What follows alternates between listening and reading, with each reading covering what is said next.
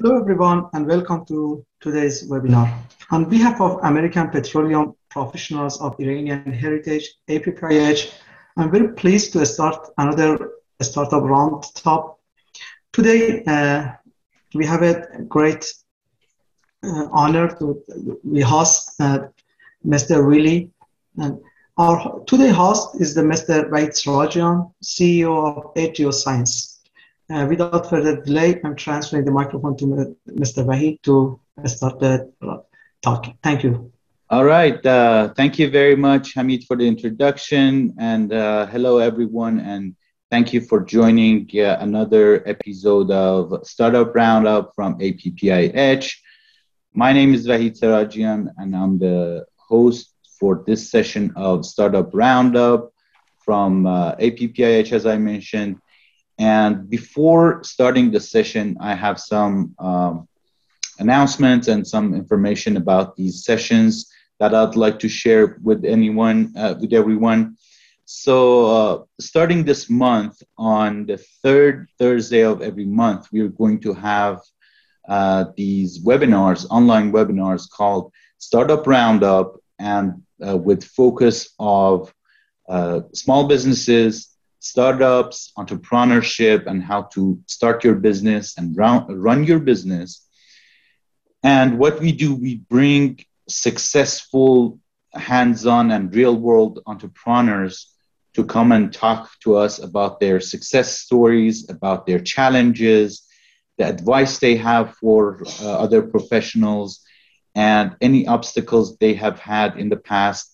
And also, they can answer your questions. That's really good.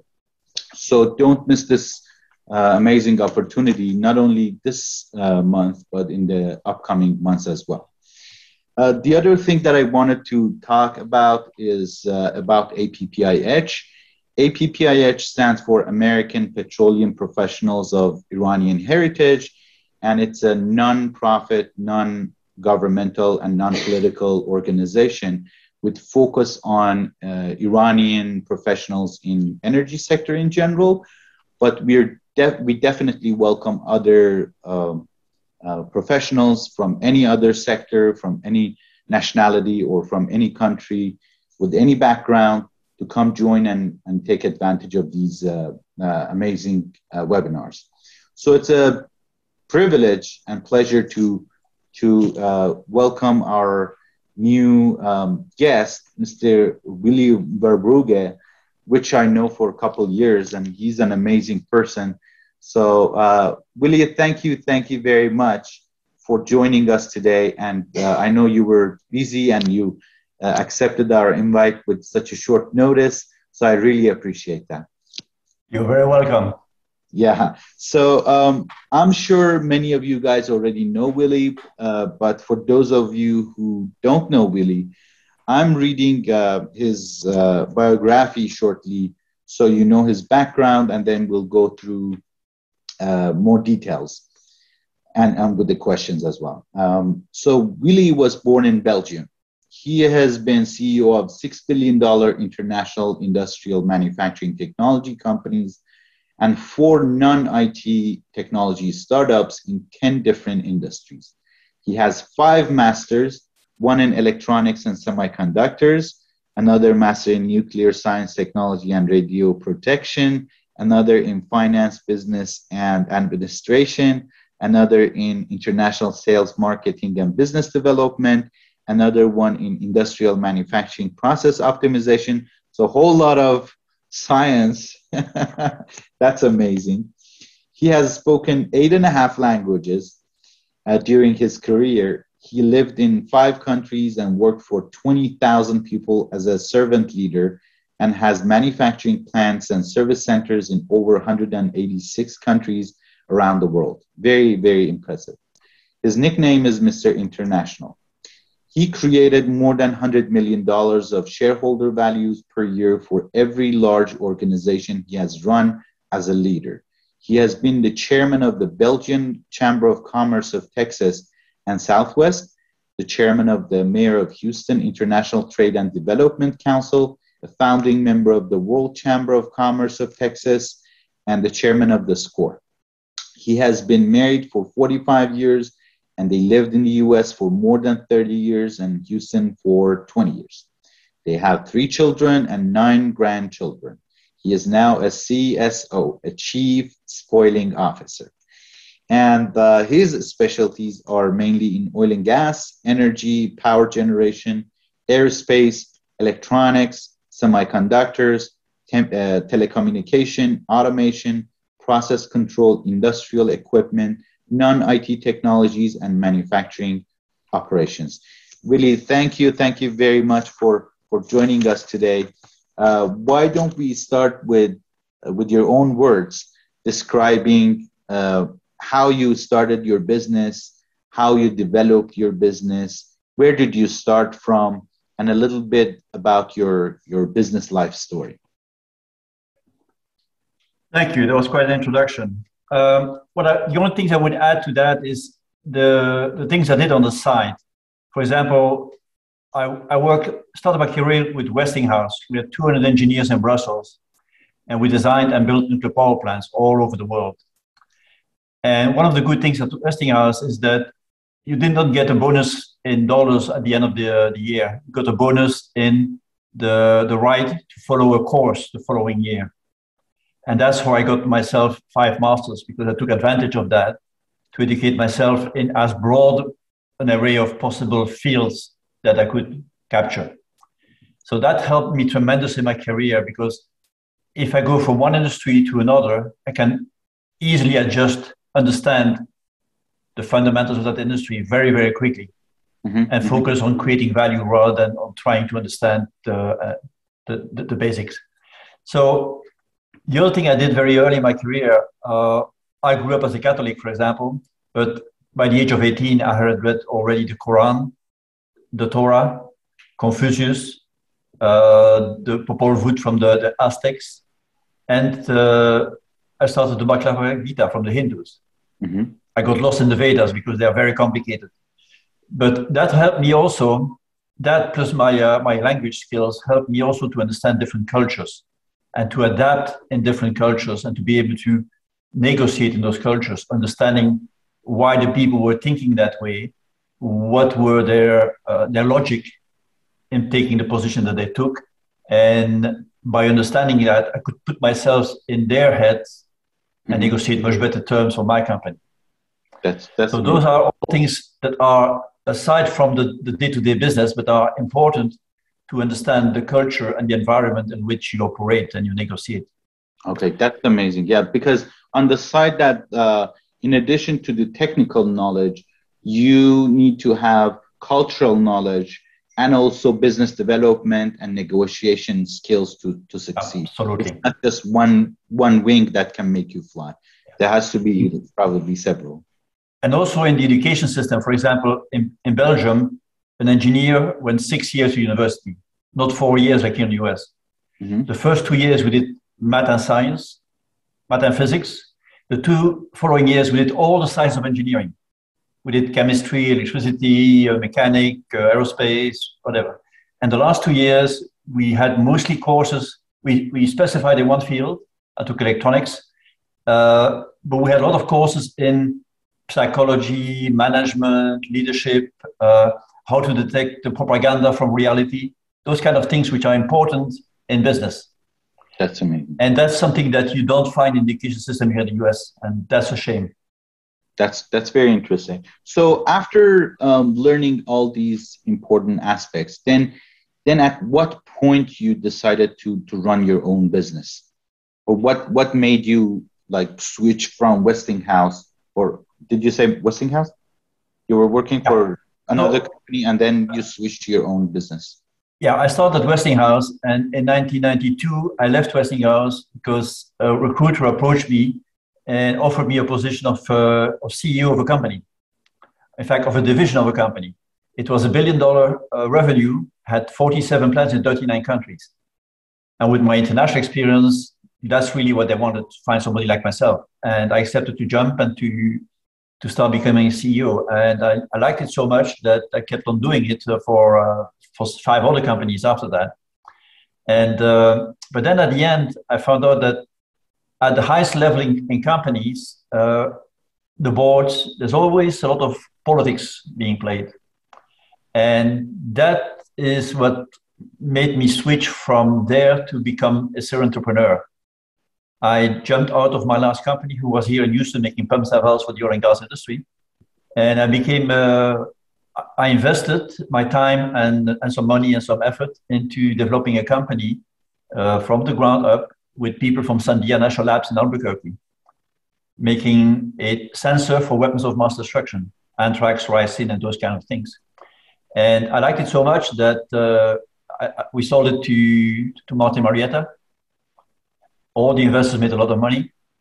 And I decided to do the second one. So the second one was with engineers from A&M in College Station. We developed and we patented laser telecommunication. When you communicate by radio, everybody who understands your frequency can listen into your messages. By laser, you cannot. It's very, very secure. If you try to intercept the message stops. You cannot capture any data. So it's used by lawyers, by banks, by medical entities, but also by the government and the military. And that company we sold to Carlos Slim from Mexico. It's probably in the hands of all the cartels, as far as I know for the moment. That's a different story. And then the third one I started was it's a company out of Toronto that looked for people like myself who speak French, who have done major investments. So they were looking to, what I did is invested $1.8 billion in a potash mine in Congo-Brazzaville. We had found one of the biggest deposits of potash in the world, and we want to exploit it. But there was a lot of discussion. First, 1.8 billion, you have to have the World Bank, the Bank of African Development, the Bank of European Development, the Bank of Asian Development. We worked with Paribas. But I also had spent a lot of time with the Minister of Mines in Congo, with the Minister of Environment, with even met the President several times. And all that was in French. And because I had that capability and that experience and that background, it works reasonably well.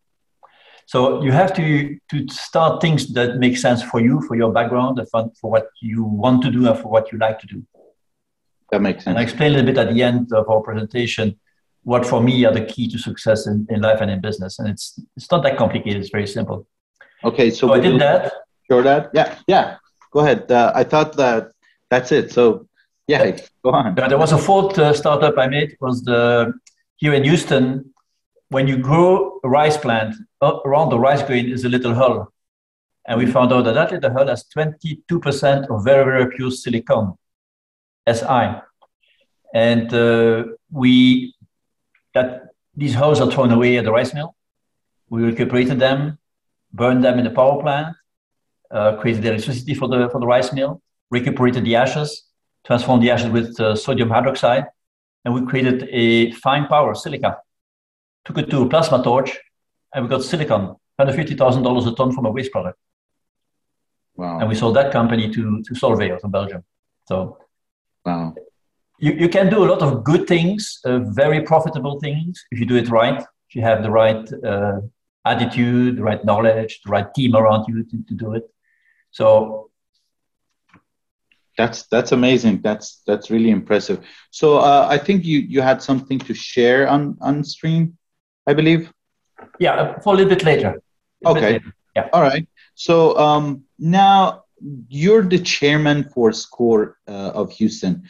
So I'd like you to give us a little more information about SCORE, because a lot of professionals and those who watch these videos want to start their own business. And I think SCORE has a lot of values for them to add. So please tell us about SCORE. SCORE is a non-profit organization. We are 12,000 volunteers in the United States, organized in 240 chapters in all the big cities, all the big states. And of course, the best and biggest chapter is here in Houston. We have 150 volunteers, and we help every year between 7,000 and 8,000 companies to start up with business plans, marketing plans, cash flow projections, take them to the banks or the angel investors or sometimes the VCs, depending on the situation, the amount of money they want to raise.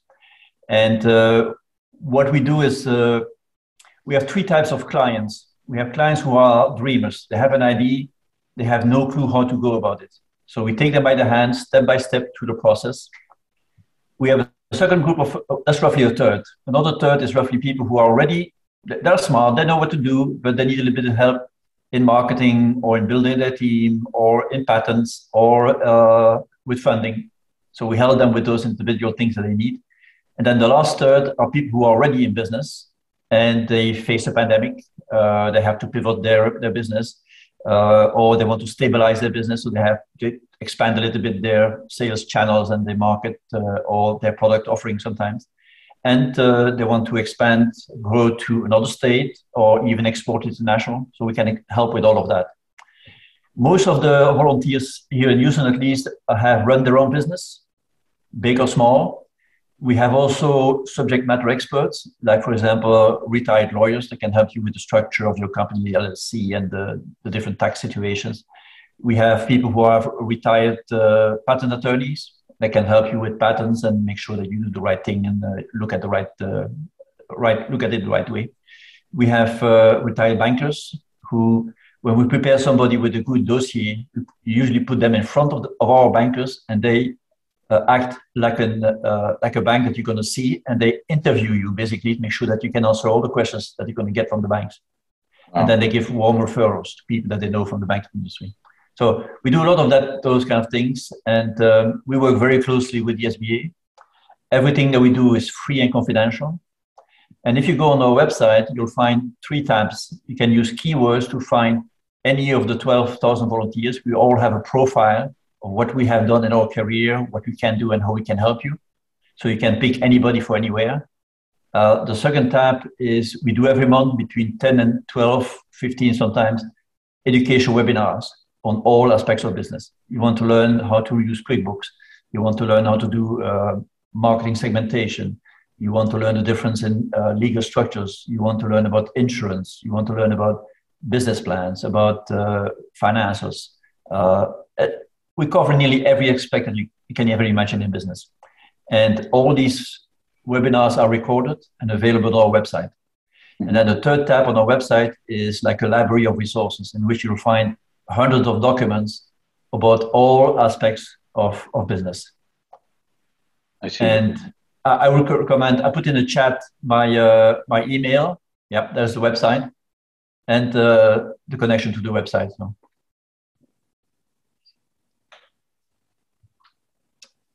Okay, great. Yeah, thank you very much. So I have one more question. Well, I have like several questions, but the next question is about energy transition trend. And as you know, we are talking to like majority of our audiences is in oil and gas or energy sector, and they want to know energy trends. So from one hand, there is a lot of attention to renewables, to tech industry. Many want to consider jumping onto other sectors like renewable energy or tech industry. But from another perspective, oil and gas is doing just fine. And in fact, it's like almost $90 per barrel.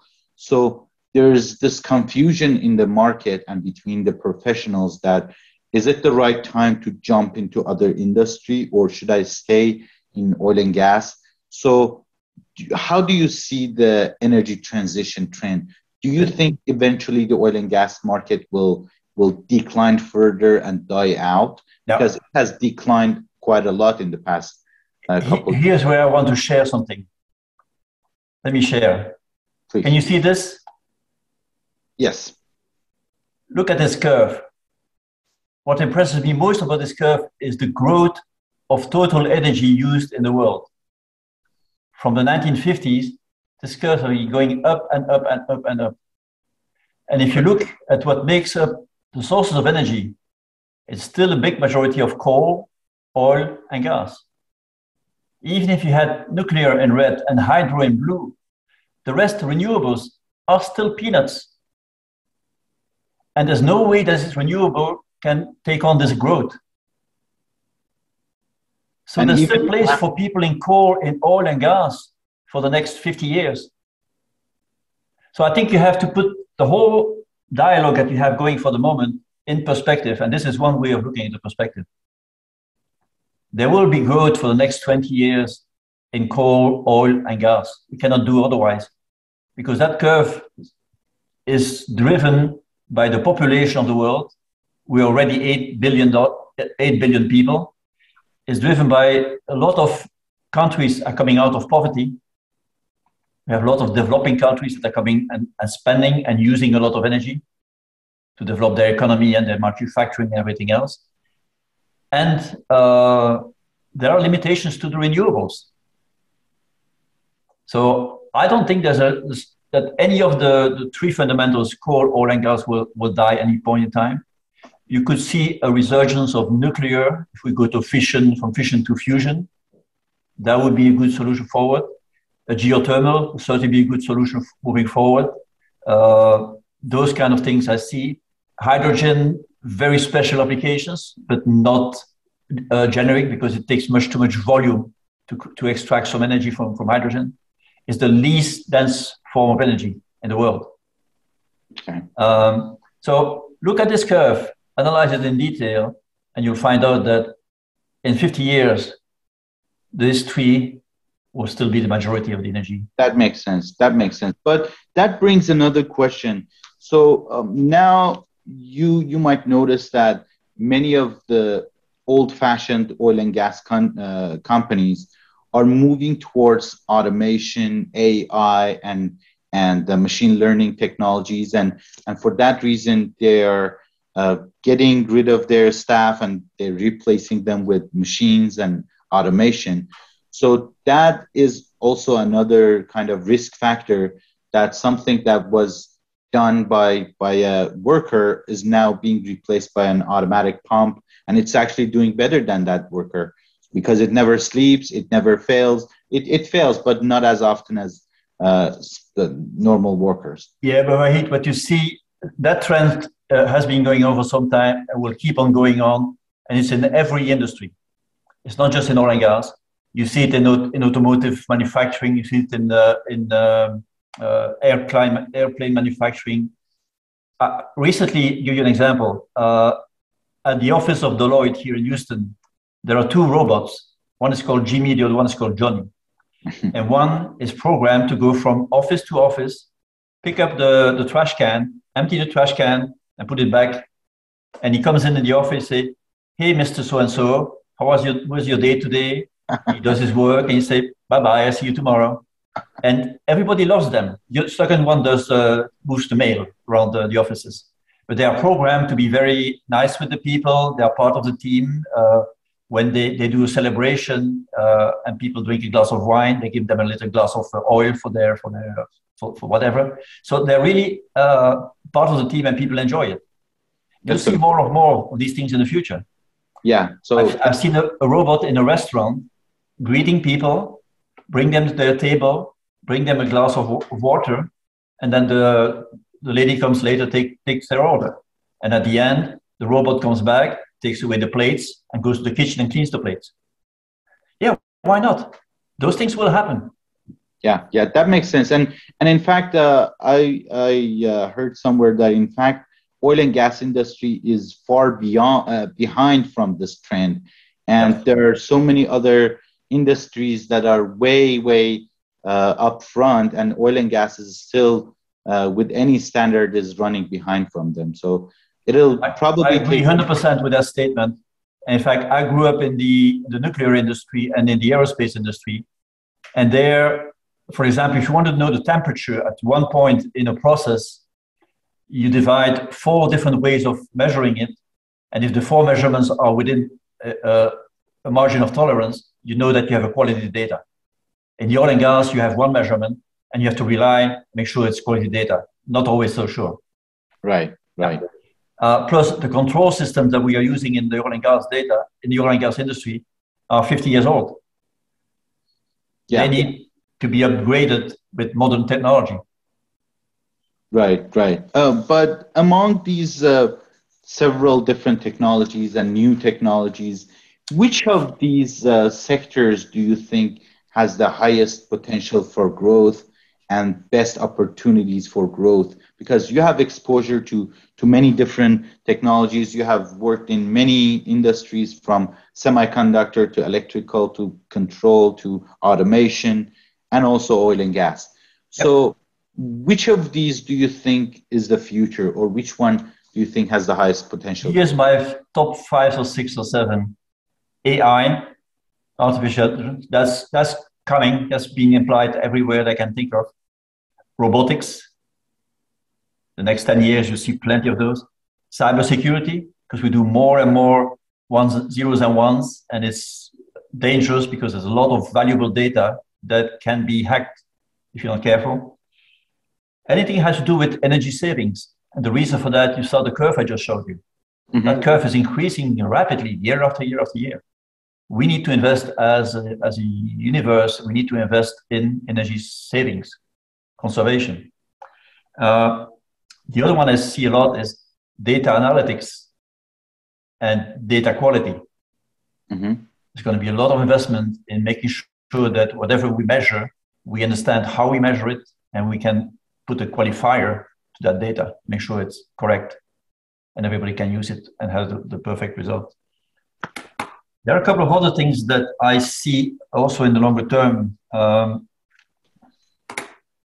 Look at some of the most sophisticated industries, like aerospace, the way planes are designed, the way rockets are designed, the way we build the space station. There's a lot of technology that's going to come from that area, and it's going to come down to Earth into other industries.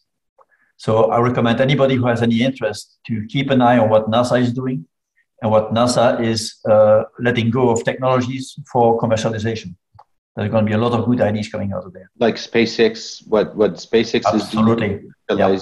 Look at companies like Axios, Intuit, a couple of other ones doing excellent job, and they're growing.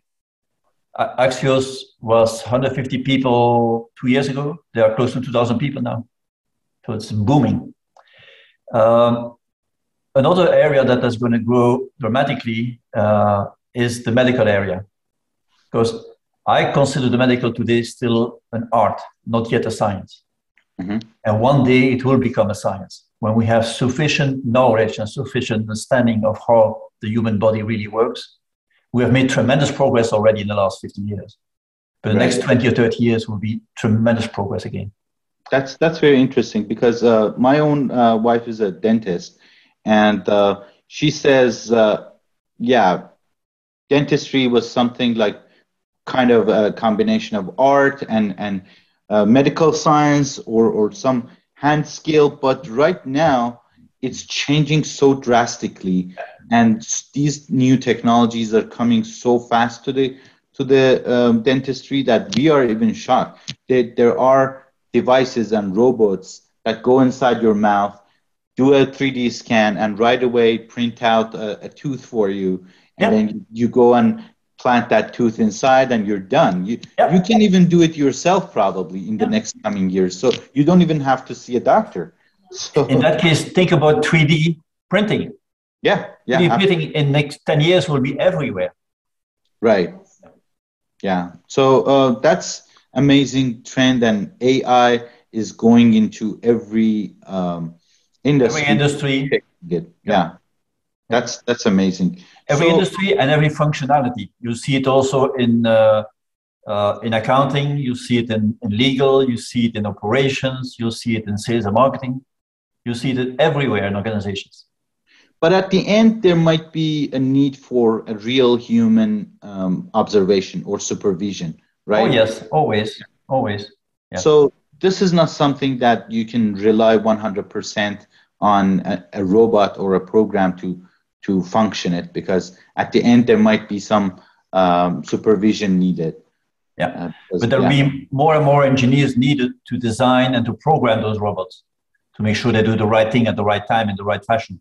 You're going to have a shift of capabilities among the workforce that is more technically oriented and more second level technical oriented. Yeah, that's amazing. Another really shocking thing that the other day I was reading was um, now programmers and software engineers involved in AI, they were trying to write a software that creates the software. Yeah. So in fact, you as a software engineer write a code that itself develops the software. And they put it kind of on autopilot so that the software keeps going. And they did it at Facebook, and at some level, they reached to the software and they realized it has developed some advanced algorithms that the developers themselves, they don't know how to run it or what it is, but it works fine. So they can't understand it. So they went to that RoboCop mentality and developing dangerous robots for human. So they pulled the plug and they said, okay, wait, it's too early for that stage.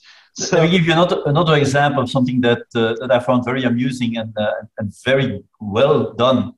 One of my clients developed software to take the whole sales process from A to Z and automate it. So the first thing that you hear in the sales process is somebody somewhere has a problem. It's usually a customer, and sometimes he's not able to identify or explain the problem he has.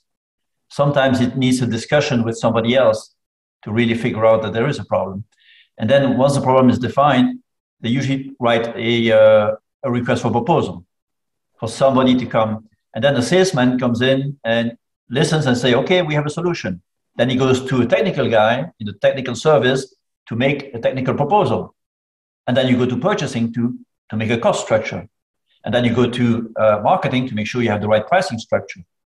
And then the sales guy goes back to the customer. And sometimes you get questions, you have to go back for answers and so on. Take all that process. It's so inefficient. Mm-hmm. So the guy came up with a software that mimics all these steps in the process, and it's like a blockchain. And he sold it to ArcelorMittal. They said, we'll give you one division, prove to us that it works like you said it does in that division. And if it works well, we'll do it for all the divisions. Well, he got $2 million for the first application, and he's ready now to get the $65 million. And what it does for ArcelorMittal, it takes their SG&A from 15% to 12%. Imagine that for a company like that. The value of that is enormous. Yeah, that makes sense. So you see more and more of those applications.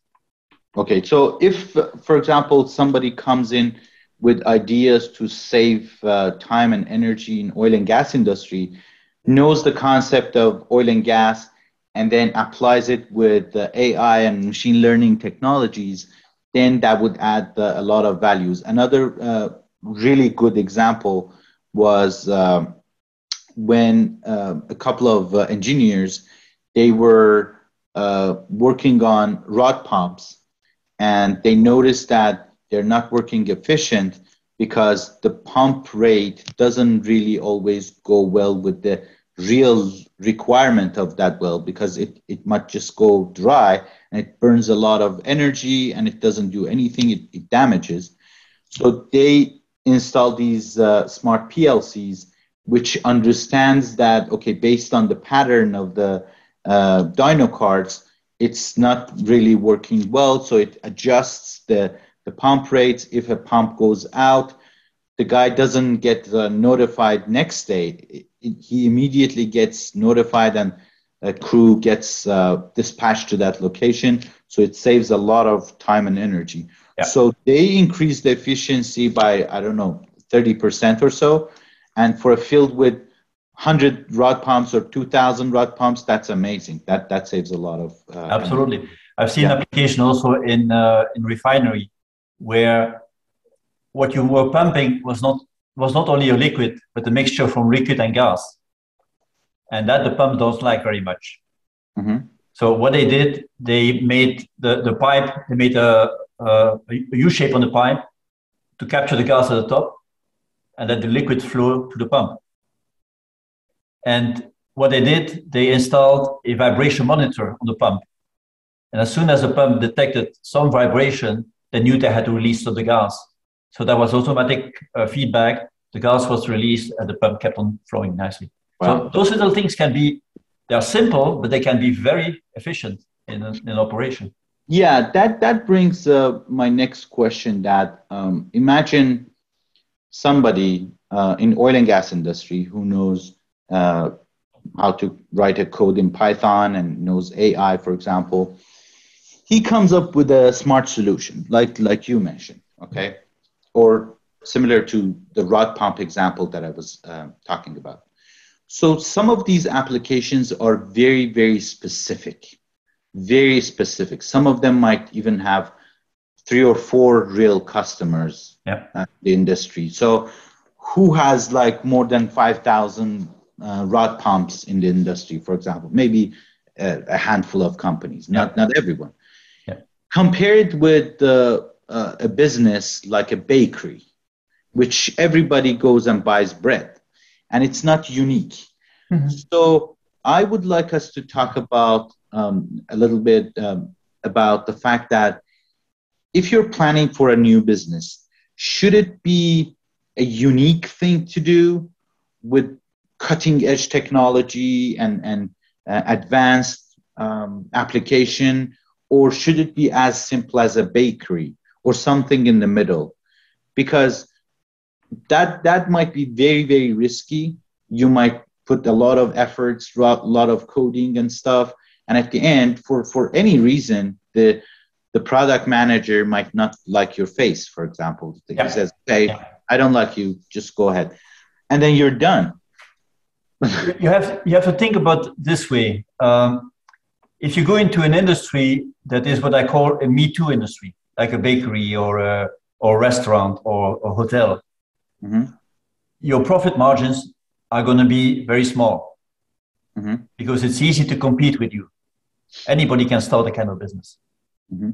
In the case of the pumps that you mentioned, your margins are usually going to be much, much bigger because very few people can do what you do. And you don't need that many of an item to still make a very good profit. In the case of little the croissants or little sandwiches, you need to make a lot of them to make a bit of profit. That makes sense. But my recommendation to people who want to start something new is always have a USP, a unique selling proposition, because otherwise you are a Me Too business. A Me Too business can be okay if you are in the right location, you have a right set of clients that are willing to spend money with you. But if you have something unique, you'll make it either way. Let me give you an example. You have a cell phone.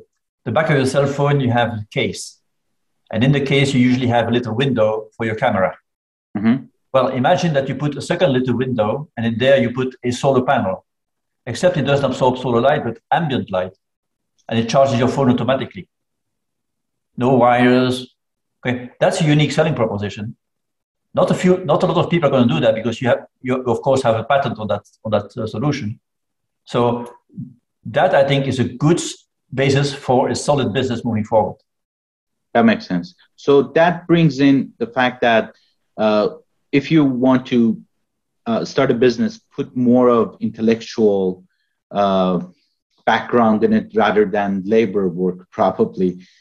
Let me give you something important. There are 3 fundamental keys to success in life and in business. The first one is your brain, your intellect, your education, the logic that you use, the way you can analyze things, synthesize things, basically your understanding. The second is the heart. You need to have a passion, motivation to do something, the why you do what you do. And the third one is the attitude. If you have a positive attitude, a can-do attitude, you see problems, you'll find solution, you get to it. If you have these 3 things, nobody can stop you. You'll be successful. That's amazing. Yeah, that's really good advice. So I loved it. One other question that comes to mind is that imagine that I work for a big company and I get paychecks. They give me medical insurance. I'm fed up. I'm really in good lifestyle.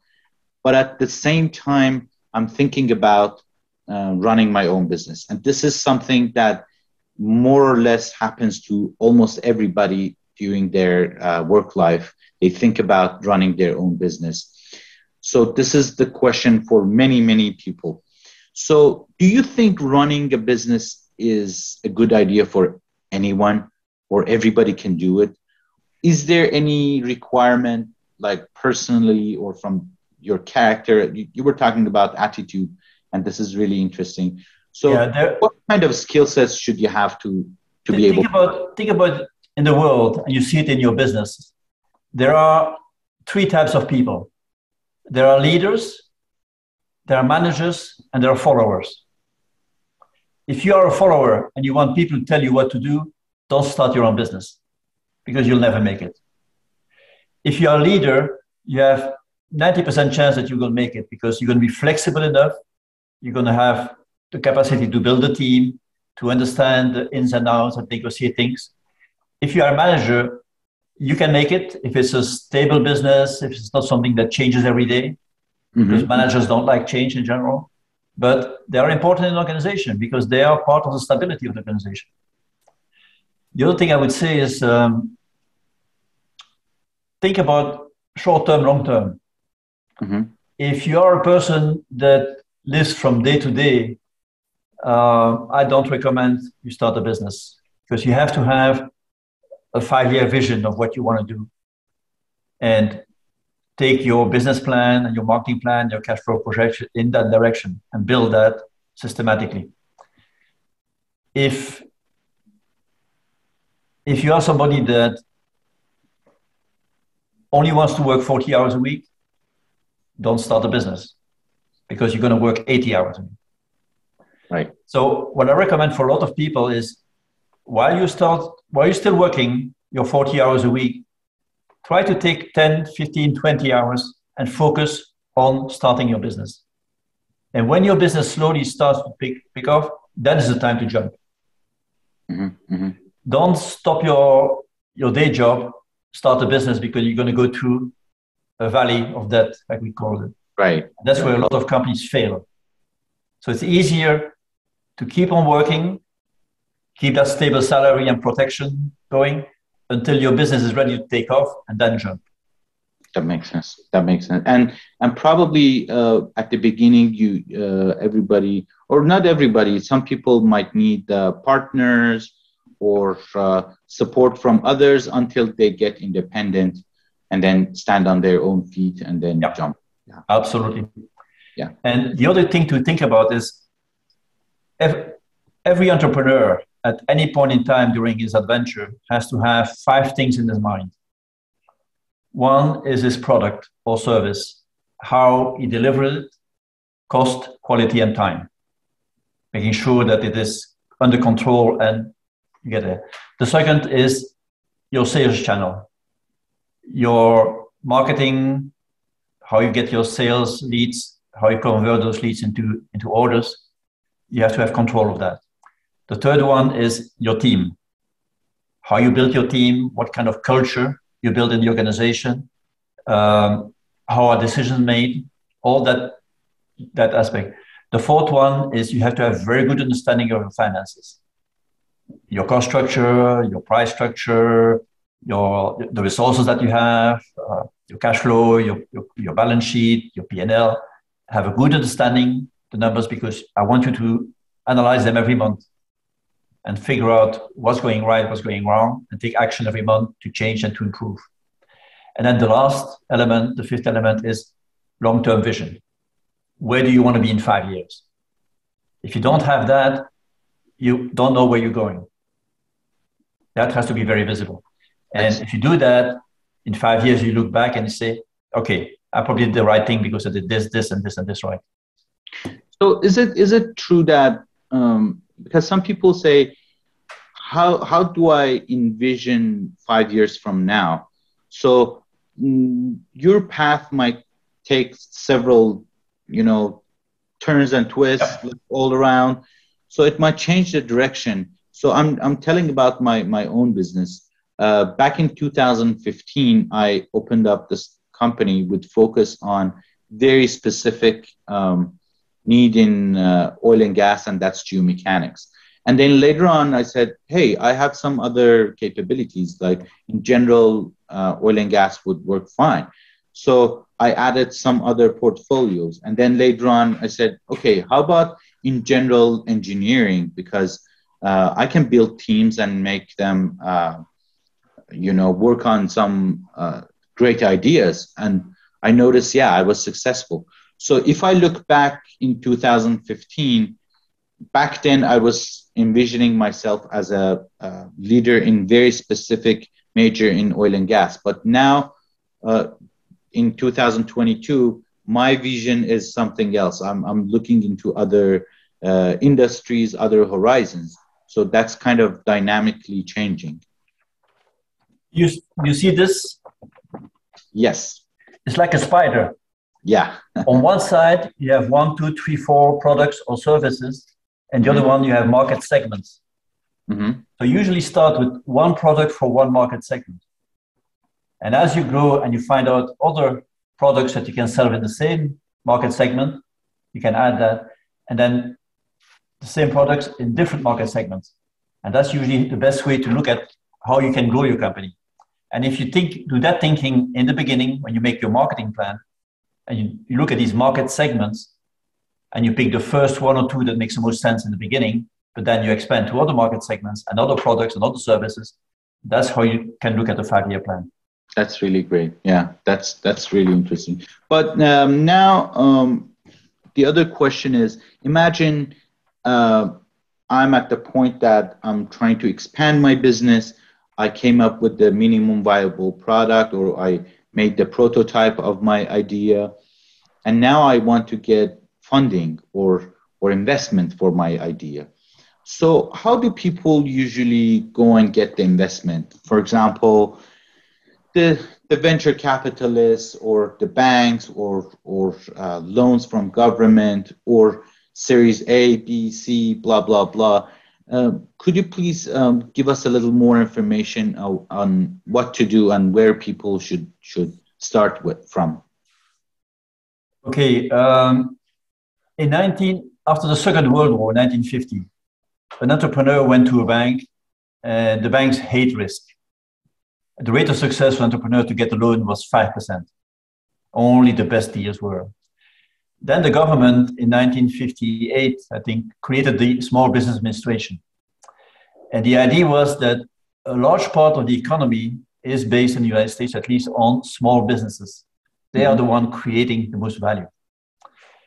And the whole idea behind the SBA was not to give loans, to give loan guarantees. So for example, an entrepreneur takes a $100,000 loan from a bank, and 2 years later he goes bankrupt. The bank only loses $10,000, and the government loses $90,000. So the guarantee of the SBA reduces dramatically the risk of the banks. So the banks were willing to go up, and the rate of success was to 25%. Much better already. But then the SBA found that there were too many people who had good ideas but were not really prepared. And there were bottlenecks. So that's really when SCORE was created in 1964. We became the experienced guys, the retired guys that help the young entrepreneurs prepare their dossiers, their business plans, their marketing plans, their cash flow projection. And the cash flow projection is the most important aspect for the bank, because if they give you $100,000, they want to see that you can repay that loan in 2, 3, 4 years. So when we did that, in the early 60s, the rate of success went to 50%. Today it's close to 66%. So it works well in that channel. Now, on the VC side, it's a complete different. The VCs are not so much looking for return on or repay a loan. They want to invest $1 million in a company and get $3 million out in 3 years. That's the only thing that counts for them. So their objective is more fast growth of the company and major return on equity. Otherwise, they won't do it. And today, the rate of success with VCs is 1%. You have to knock on 100 doors before one will open for you. So it's still a very difficult industry. But then there are plenty of other ways to raise funds. I make a presentation regularly about the 40 plus sources of financing. You can think about your own funds if you have saved over the years. You can think of funds of friends, family, and what we call fools sometimes. You can think about angel investors. You can think about crowdfunding. You can think about grants from the SBIR if you do research. Mm-hmm. There are a lot of different ways of getting funds for what you want to do, and it's on a case-by-case basis. We look at that on a case-by-case basis, and we have our bankers and our financial people that direct our clients to this way or that way. It's not something that's obvious. It's an art, and I've seen too many people keep on knocking on the same door and going nowhere. They need some time to step back and say, okay, what am I doing wrong? Where should I look elsewhere? That makes sense. That makes sense. Yeah. So because I want to give some of my own experiences. So one of those ways to get funding was SBIR, STTR, as you mentioned. So that brought up my kind of bitter memories because I was pretty much relying on intellectual innovations, and I was writing like several proposals to SBIR. But at some point, I noticed that probably it's not going anywhere because I probably need to take more steps forward until they kind of make sure that I'm serious about this and come up with some real world examples or prototypes before giving out just the ideas. So the ideas don't work. You need to show that, that idea really works, and show them a proof that, I patented it. This really works. Here's the prototype. So then they trust your idea. So as you said, I stepped back and I said, okay, let me just change my direction and then take another route. And I think, I was successful in that. Yeah. I have a client for the moment that has just yesterday gotten his SBIR approval. It's going to go to 3 phases. The first phase is $200,000. The second phase is $1 million, and then the commercialization after that. Right. And his idea is very simple. There are in the US 2 million wells that have been plugged. Mm-hmm. Think about if you can unplug a well, and you take a weight that you take in the well and up and down. Mm-hmm. As energy storage. When electricity is cheap, you move it to the top. When it's expensive, bring it down and you create electricity. And all you need is a good well in good shape. You need a plug, you need a winch and a motor. Pretty simple. Yeah. But they were struggling because they were trying to get funds from banks and VCs, and they were getting nowhere until we told them, look, for what you have there, you need to prove the concept in a real operation. Go and get some STIR funds. And they did that, and they got 2 million yesterday. That's amazing. And they're going to build a prototype, they're going to test it, they're going to make all the work, because you have to make sure when you unplug that the well is in good shape, that you can correct if there's something wrong, and so on and so on. But those are good examples of application that make a lot of sense. Yeah. Recently, there have been a lot of advancements with plugged and abandoned wells. Yep. Some of them inject like cold water, for example, or cold fluid inside, and then inject and produce from different wells. So they inject the cold well just like a geothermal well, but in a different scale. Some of them take the methane, which was not observed in the past. There are always little amounts of methane or other gases that evaporate from those wells. They capture them and they use them. Some companies even go further and they use that energy right there on the field to mine Bitcoins. Yeah, exactly. One of my clients also does that, Yeah, so that's really amazing. So you never know what the human brain takes people to. But that's what I recommend people who are in the oil and gas industry today. Don't necessarily jump to something else. There's plenty in the oil and gas industry that needs attention, that you can exploit. I have another client that's working on something big picture. Imagine that you can bring a lot of energy at the bottom of a well and create an electromagnetic wave. Very short time, but very high energy. It breaks the rock into pebbles. And you'd extract 30% of the oil instead of 8% out of a formation. Wow. That would be, they're testing their first real case in Cody, Wyoming in February, the end of this month. That's amazing. That's a different type of hydraulic fracturing. Yeah. Yeah. No liquids, much simpler. No contamination, no additive, no environmental hazard or whatsoever. Yep. That's really interesting. Wow. And the other thing with the experience that you have in the oil and gas, it is not that complicated to go from oil and gas to geothermal. Because you also need to understand the formations, where the things are flowing, how you can extract it and how you can transform the energy. So I think if you're an engineer in the oil and gas industry, look around, see where you can improve things. There's plenty of opportunities. That's really great. So I think we have 4 minutes before we kind of let me share the following. Yeah. Don't know if you all know Greentown Labs here in Houston. It's an incubator that focuses on energy transition. It's called Greentown Labs. It's close to the Iron on Fannin and Main Street. And the lady that runs there is a good friend of mine, Juliana Gareza. She's making a presentation on March the 4th. And let me give you the title of the presentation. Okay. Leveraging oil and gas skills for the energy transition. Okay, that's right up the alley of what we're discussing today. Yeah. So it's on March 4th, and you can sign up at Greentown Labs. I'm writing it down for myself. Yeah, and I'm sure everybody else in this video will take notes. Yeah, that's really interesting, because for those who are already in oil and gas and want to broaden their spectrum, this will be absolutely a must-attend show. Yeah, that's really interesting.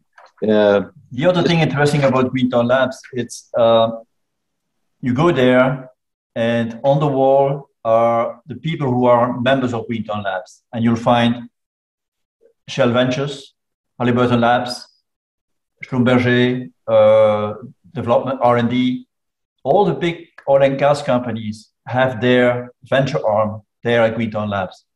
And a lot of them are working on carbon capture, CCUS, hydrogen, other applications in the energy transition field.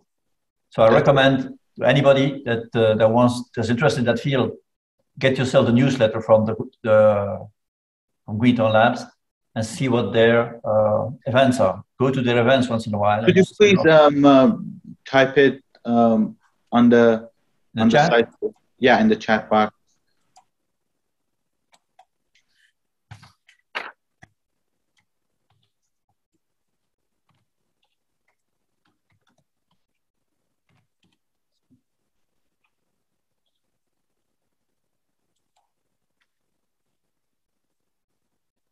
Oops, it's Green. it's attached to the website, but you see it's Greentown Labs. Yeah. I saw it. Greentown Labs. Okay, great. Yeah. So everybody, please check Greentown Labs, and I think that's a really great opportunity. There is one question that was asked, and they asked, for successful business, you said 3 factors are vital: brain, passion, and attitude. Would you please elaborate with an example? I think you talked about it. The second question is, team and coworker are essential for successful business. What criteria do we need to have an excellent team? So that's about building up teams. So that happens to me a lot, because there are many people that have excellent ideas, but not necessarily all of them are workable. So there are people with bad attitudes, with no discipline, not on time, so many other issues. So how do we build a good team without necessarily knowing them? Because right now, even we don't know many people. We just connect with them remotely or through the internet. We don't know in person. When I've picked people during my career to build my teams, I always pick people who had a minimum expertise or experience, but my biggest criteria was always attitude. Capacity to be flexible, to change, to adapt, to move with the business as the business changes. I don't want people who are expert in one field and know nothing else, because that usually ends up in a disaster. I want people who are flexible, who can change, who can move from one position to the other, and can jump in when there's a need or when there's a problem. And the other aspect I always found is, as a leader, it is very important to communicate why you do what you do, the reason and the vision, and keep on repeating it, that the people really understand the logic and buy in the logic. And if they understand the rationale of why you do what you do, you'll have no problem. Yeah, that's amazing. So a combination of right attitude and right knowledge is probably way better than having a top knowledge and no attitude, bad attitude, because bad attitude, as you said, ends up to catastrophes. So it causes a lot of issues. Okay, great.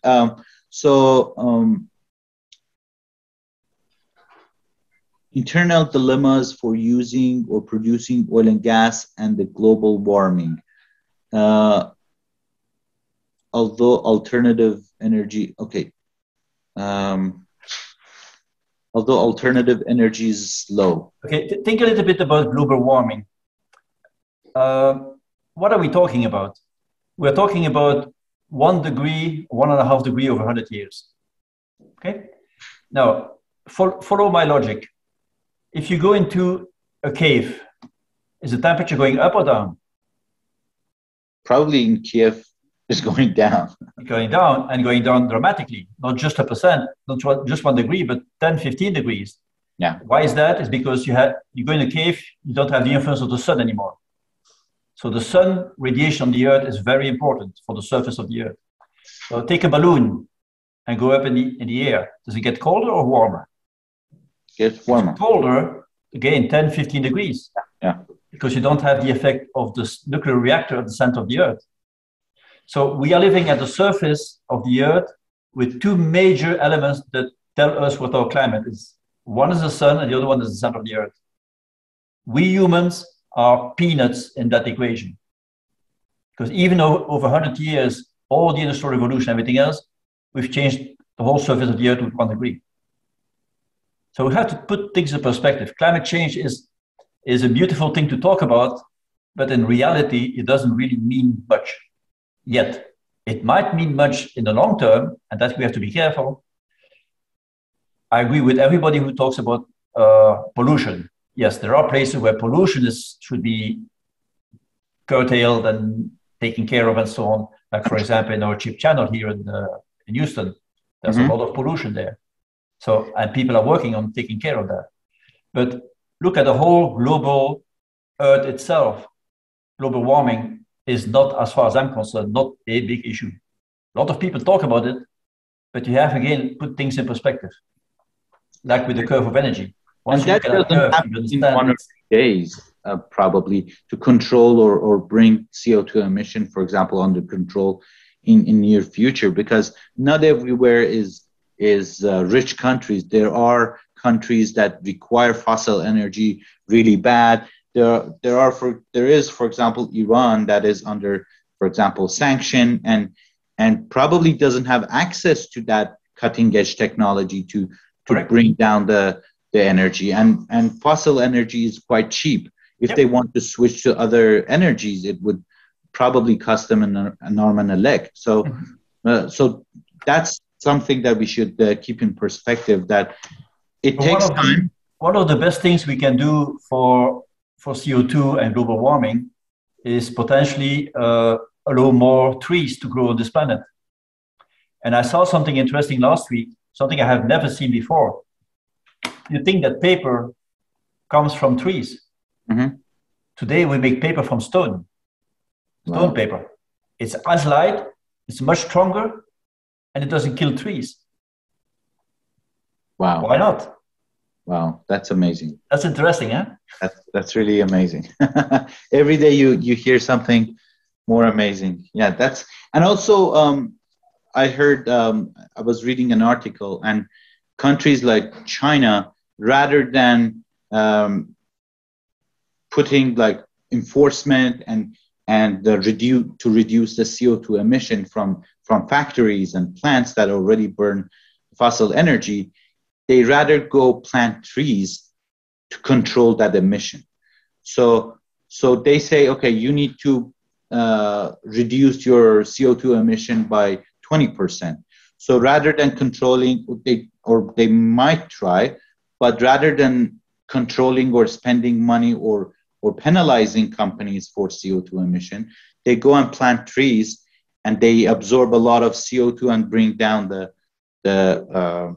aspects of CO2 emission and global warming. That's a good strategy as well. Yep. In the picture. Another client of mine is working on a project that I think is very interesting. 15 years ago, most of the refineries in the chip channel got together and they dedicated one pipeline to CO2.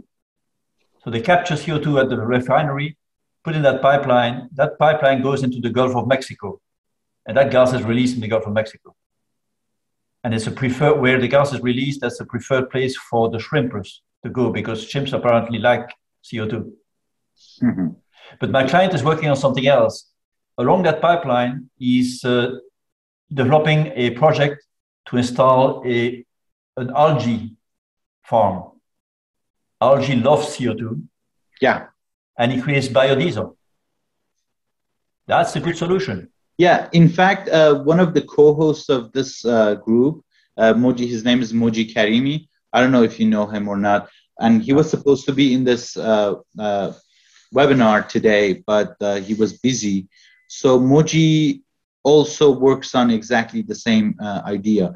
And he not only develops algae for getting the CO2 and turning it to biofuel, to animal feed. Yep. Also, he works on biomining, which is, they use the CO2 and algae to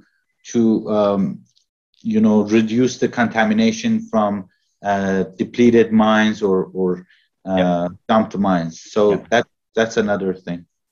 Those are very good applications. Yeah. Yep. So really great. Thank you very much. So I think we are 8 minutes over 6 o'clock, and we're supposed to be 1 hour. But the talk is so interesting and attractive that I really didn't want to cut the conversation. Thank you very much, Willy, for the amazing ideas, for great advice, and your time. I know you were very busy, but you accepted our invite with a short notice. So I really appreciate, and I thank everybody for listening in and tuning in. So we'll continue in the next month, hopefully. And I really encourage everybody to check SCORE Houston for mentorship and guidance, which are free of charge and with amazing people like Willy. So thank you very much, and have a great evening, everybody. Thanks, everybody. Thank you very much. All right. Bye-bye. Bye-bye.